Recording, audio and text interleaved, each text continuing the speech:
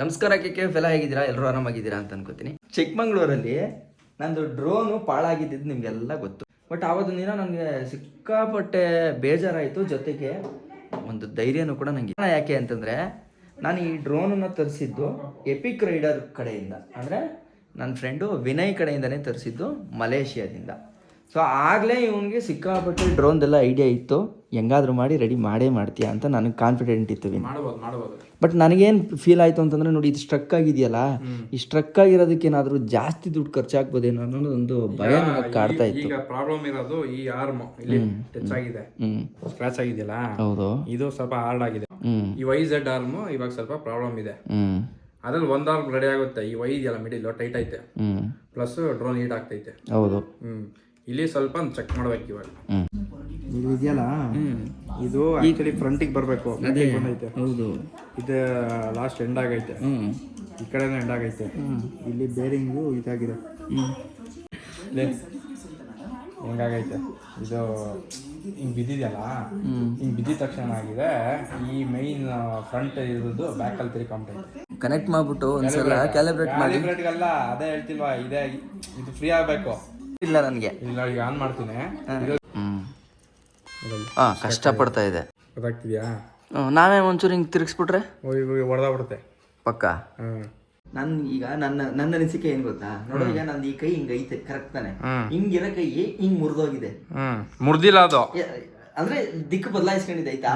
ಹಿಂಗಿರೋದನ್ನ ಯಾಕೆ ಹಿಂಗ್ ಬದಲಾಯಿಸಕ್ ಆಗಲ್ಲ? ಮತ್ತೆ ಈಗ ಇದು ಹೋಗಿ ಮರಕ್ಕೆ ಗುದ್ಕೊಂಡು ಇದ್ರ ಮುಖನ ಹಿಂಗ ಹಾಕೊಂತಲ್ವಾ. ಸೊ ಈಗ ಆಪೋಸಿಟ್ ಮಾಡ್ಕೊಂಡಿರೋದನ್ನ ನೋಡ್ಕೊ ಇಲ್ಲಿ. ಬಟ್ ಹುಷಾರಾಗಿ ಮಾಡ್ಬೇಕು. ಟಕ್ ಅಂತ ಇಲ್ಲ, ಕರೆಕ್ಟ್ ಆಗಿ ಬಂತು. ಅಲ್ಲ, ಟಕ್ ಅಂತ ಒಂದು ರೌಂಡ್ ಅಲ್ಲಿ ಒಂದು ಅಲೈನ್ಮೆಂಟ್ ಇರುತ್ತೆ, ನೊಟ್ಗೆ ಬಂತು. ಈಗ ಈಗ ಇದು ಗಿಂಬಲ್ ಇದಾಗಬೇಕಲ್ಲ, ಸ್ಟೆಬಿಲೈಸ್ ಆಗ್ಬೇಕಲ್ಲ. ಇಲ್ಲಿ ಫ್ರೀ ಮಾಡ್ಬೇಕು. ಈಗ ಇದೊಂದು ಫ್ರೀ ಆಗ್ಬಿಟ್ರೆ, ಇಲ್ಲಿ ಇದೆಯಲ್ಲ ಈ ಆರ್ಮ್ ಫ್ರೀ ಆಗ್ಬಿಟ್ರೆ, ಈಗ ಇದು ಫ್ರೀ ಆಗಿದೆ. ಅದೇ ಹೇಳಿದ್ದು, ಸ್ಲೋಗ್ ಮಾಡ್ಬೇಕು. ಇಲ್ವಲ್ಲ,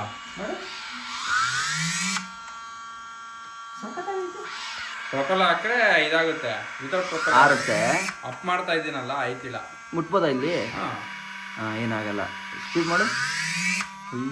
ಹೀಟ್ ಆಗುತ್ತೆ ಕೈ. ಅದೇ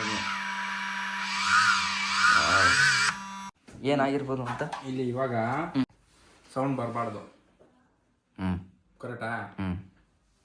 ಈಗ ಪ್ರೊಪೆಲ್ಲರ್ ನಾವು ಆನ್ ಮಾಡೋಣ. ಮಿನಿಮಲ್ ಆಗಿ ಬರಬೇಕು, ಬರೀ ಫ್ಯಾನ್ ಸೌಂಡ್ ಮಾತ್ರ ಬರಬೇಕು, ಒಳಗಡೆ ಮೋಟರ್ ಸೌಂಡ್ ಬರಬಾರ್ದು. ಅದು ಯಾವಾಗ ಅಂದ್ರೆ ಅದು ಟೆಂಪರೇಚರು ಹೀಟಿಂಗ್ ಅಂದ್ರೆ ಒಂದು 5 ನಿಮಿಷ ಬಿಟ್ಟಿರ್ತೀವಿ, ಸ್ಟಾರ್ಟ್ ಆಗುತ್ತೆ ಸೌಂಡ್. ಹೀಟ್ ಆಗುತ್ತೆ, ಬಟ್ ಇಷ್ಟೆಲ್ಲ ಹೀಟ್ ಆಗಲ್ಲ. ಬರಬಾರ್ದು ಅಷ್ಟೇ, ಬರ್ತಲ್ಲ ಅದು ಬರಬೇಕು. ಅದೊಂಥರ ಏನೋ ಸ್ಟಡಿಲಿ ಇದೀನಿ ಏನೋ ತರ ತೋರ್ಸಕ್ಕೆ. ಸ್ಟಡಿ ಅನ್ನೋದಲ್ಲ, ಆ ಟೆಂಪರೇಚರ್ನ ಮೇಂಟೈನ್ ಮಾಡಬೇಕು, ಮಾತಾಡ್ಬಾರ್ದು. ಹೀಟ್ ಆಗುತ್ತೆ, ಫ್ಯಾನ್ ಬರುತ್ತೆ, ಅದ್ರಲ್ಲಿ ಹಾಕಿ ಹೊರಗಡೆ ಕಳಿಸುತ್ತೆ.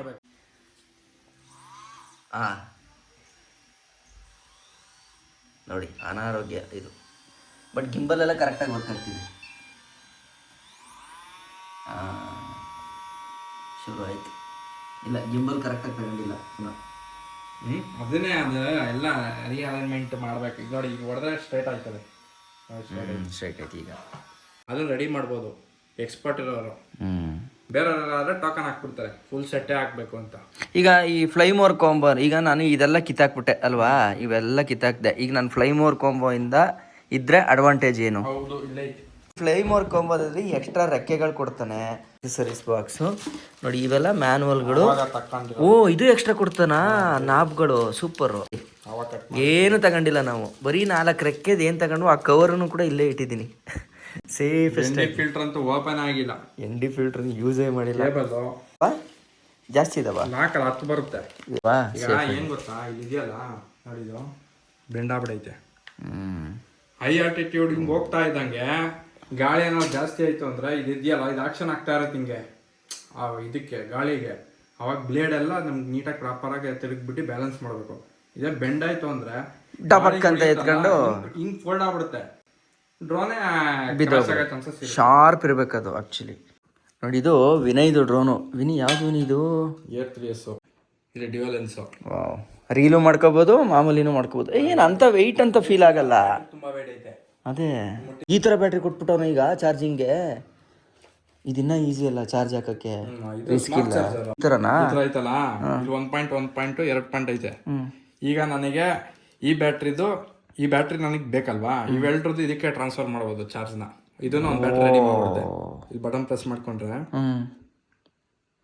ಇಲ್ಲಿ ಚೇಂಜ್ ಆಯ್ತು. ಈಗ ಚಾರ್ಜಿಂಗ್ ಆ ಕಡೆ ಇರೋ ಬ್ಯಾಟ್ರಿದೆಲ್ಲ ಈ ಕಡೆಗೆ ಬರುತ್ತೆ. ರೂಮಿಂದ ಬಂದಿರೋದು. ಈಗ ಆಕ್ಚುಲಿ ಒಂದು ಡ್ರೋನ್ ಪ್ರಪಂಚಕ್ಕೆ ಬಂದಿದ್ದೀವಿ.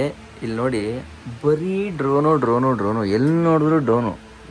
ಇವೆಲ್ಲ ಇದೆ, ಬರೀ ಡ್ರೋನ್ದು ಕಾಗೆ, ಅದ್ರದ್ದು ಕಾಲು ಕೈ. ನಾನು ಬಂದು ನೋಡ್ತಿದ್ದಂಗೆ ಫಸ್ಟ್ ತಲೆ ಕೆಟ್ಟೋಯ್ತು, ಯಾವುದು ಗುರು ಇದು ಜಾಗ ಅಂತ. ಓಪನ್ ಆಗೋಯ್ತು.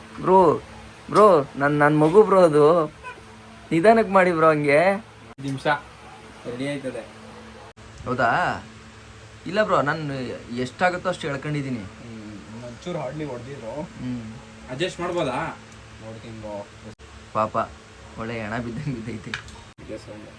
ಇದೊಂದು ಆದ್ರೆ ಕಂಪ್ಲೀಟಾ? ಗಿಂಬಲ್ ಏನು ಪ್ರಾಬ್ಲಮ್ ಇಲ್ಲ. ಇದೊಂದು ಫ್ಯಾನ್ ಚೇಂಜ್ ಮಾಡಬೇಕು. ಅದೇ ಹೇಳಿಲ್ಲ ನೋಡಿ, ಇದು ಇಲ್ಲಿ ಹೊಡೆದಾಗಿರೋದು, ಕ್ರ್ಯಾಕ್ ಆಗಿರೋದು. ನಲ್ಲ ಹೇಳಿಲ್ವಾ ಈಟ್ ಆಗ್ತಿದೆ ಅಂದ್ರೆ ಅಲೈನ್ಮೆಂಟ್ ಮಿಸ್ ಆಗೈತೆ ಅಂತ, ಅಲ್ಲ ಬ್ರೋ?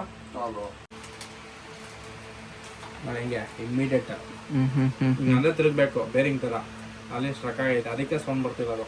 ಬರುತ್ತೆ ಅಷ್ಟೇ, standard. Perfect.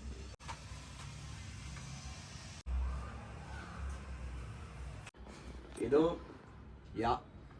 Y S roll okay pitch. Roll pitch. ಓಕೆನಾ? ನಿಮ್ದು ಈಗ ಸ್ಟಕ್ ಆಗಿದ್ದು ರೋಲ್. ನೋಡಿ, ಇದು ಅವತ್ತದು ಗಾಗಲ್ಸ್ ಹಾಕೊಂಡಿದ್ದಾರೆ. ಹೆಂಗಿದೆ ಎಕ್ಸ್ಪೀರಿಯನ್ಸ್ ಬ್ರೋ? ಕನ್ಫರ್ಮ್ ಅನ್ನೋದೇನೋ ಇದೆ, ಕೊಡಿ ಅದನ್ನ. ಎಷ್ಟು ದೂರದವರೆಗೂ ಇದೇ ತರ ಕನೆಕ್ಟ್ ಆಗುತ್ತೆ ಇದು? ಕಾಣಿಸುತ್ತೆ ನಂಗೆ 7 ಕಿಲೋಮೀಟರ್ ವರೆಗೂ ಹಿಂಗೆ ಕಾಣಿಸುತ್ತೆ. HD ಟ್ರಾನ್ಸ್ಮಿಷನ್ ಬೇಕು ಅಂದ್ರೆ ಹೋಗ್ತಾ ಹೋಗ್ತಾ ಅದು ಡೌನ್ ಆಗ್ತಾ ಇರುತ್ತೆ. ಎಷ್ಟಾಗುತ್ತೆ ಇದಕ್ಕೆ? ಚೆನ್ನಾಗಿದೆ. ಏನ್ರಿ ಕಿರಣ್, ಹೆಂಗೈತೆ? ನಾನು ತಿರುಗಿಸಿ ನೋಡಿ, ಅವತ್ತ 2 ಇದು, ಅದು ಗಾಗಲ್ಸ್. ಇದು FPV ತಾನೇ? ಇದು FPV, ಫಸ್ಟ್ ಪರ್ಸನ್ ವ್ಯೂ. ಓ, ಫುಲ್ ಫಾರ್ಮ್ ಎಲ್ಲ ಗೊತ್ತು? FPV ಡನ್ಸು ಕೇಳಿದ್ದೀನಿ. ನೋಡಿದಿಲ್ಲ, ಈಗ ನೋಡ್ತಾವ್ರ ಲೈವ್ ಆಗಿ. ನೋಡೋಣ. ಯಾರು ಇಲ್ಲ, ಏನೂ ಇಲ್ಲ.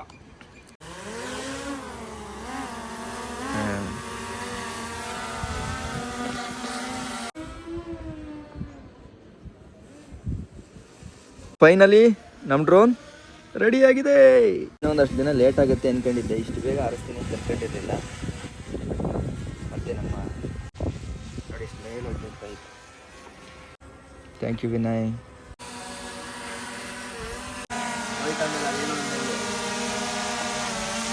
ಅಷ್ಟು ಕಷ್ಟಪಟ್ಟು ತಗೊಂಡಿರ್ತೀವಲ್ಲ, ಅಲ್ಲಿ ಚಿಕ್ಕಮಂಗ್ಳೂರಲ್ಲ ಹಂಗಾದಾಗ ಇಂಥ ಕೆಲಸ ಮಾಡ್ಕೊಬಿಟ್ನಲ್ಲ ಅಂತ ಎಡಬಿಟ್ಟು ಮೈಂಡಲ್ಲಿ ಹೊಡಿತಾ ಇತ್ತು.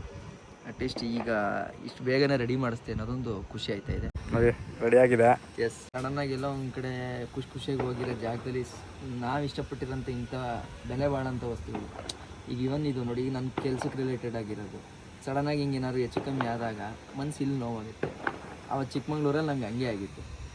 ಅದಕ್ಕೆ ಆ ಒಂದು ಎಕ್ಸೈಟ್ಮೆಂಟಲ್ಲಿ ಓಕೆ ಇದು ರೆಡಿ ಆಗುತ್ತೋ ಇಲ್ವೋ ಅನ್ನೋದು ಗೊತ್ತಿರಲಿಲ್ಲ, ಅವಾಗ ಭಯ ಆಗಿತ್ತು. ಬಟ್ ಈಗ ರೆಡಿ ಆಯ್ತಲ್ಲ, ಅದಕ್ಕೆ ಖುಷಿ ಆಯ್ತಾ ಇದೆ. ಅದಕ್ಕೆ ಫಸ್ಟು ವಿನಯ್ಗೆ ಹೇಳಬೇಕು, ಮತ್ತು ಒಳಗಿರೋ ಸ್ಯಾಮ್ರಿಗೂ ಕೂಡ ಥ್ಯಾಂಕ್ಸ್ ಹೇಳ್ಕೋಬೇಕು.